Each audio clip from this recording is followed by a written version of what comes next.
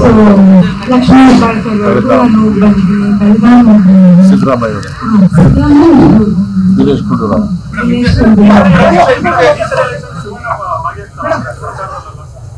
ಬರ್ತಾರೆ. ಅವ್ರಿಗೆ ಇಷ್ಟ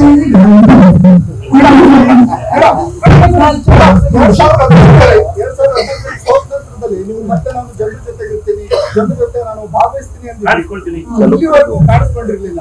ಇಲ್ಲ, ನಾನು ಮೋಸ್ಟ್ಲಿ ನಿಮಗೆ ಸಿಕ್ಕಿಲ್ಲ, ಬೇರೆ ಕಡೆ ಎಲ್ಲ ಕಡೆನೂ ಬಂದಿರಲಿಲ್ಲ.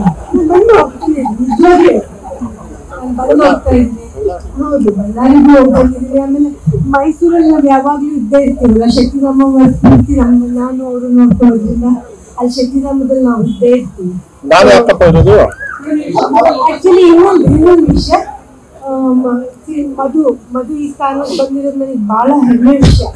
ನನ್ನ ತಂದೆ ಬಹಳ ಮನಸ್ಸಲ್ಲಿ ಅದನ್ನ ಇಟ್ಕೊಂಡಿದ್ರು.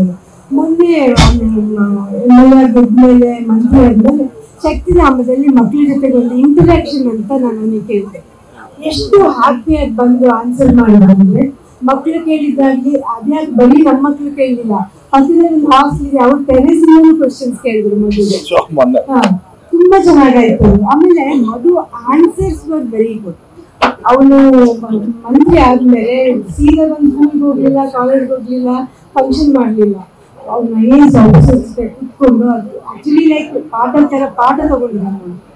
ಎಲ್ಲ ವಿಷಯಗಳನ್ನು ತಗೊಂಡವ್ರು ಇವತ್ತು ಆನ್ಸರ್ ಮಾಡ್ತಾ ಇದ್ರೆ. ಹೌದು, ನಾನು ಫಸ್ಟ್ ಪ್ರೋಗ್ರಾಮ್ ಸಾಗರದಲ್ಲೇ ಕೆಲಸ ಕೊಡ್ತೇನೆ, ಅದನ್ನು ಮಾಡ್ತಾರೆ. ಮುಂದೆ ಬೇರೆದೆಲ್ಲ ಒಳ್ಳೊಳ್ಳೆ ತುಂಬಾ ಐಡಿಯಾಸ್ ಇದೆ, ಮಾಡೇ ಮಾಡ್ತಾರೆ.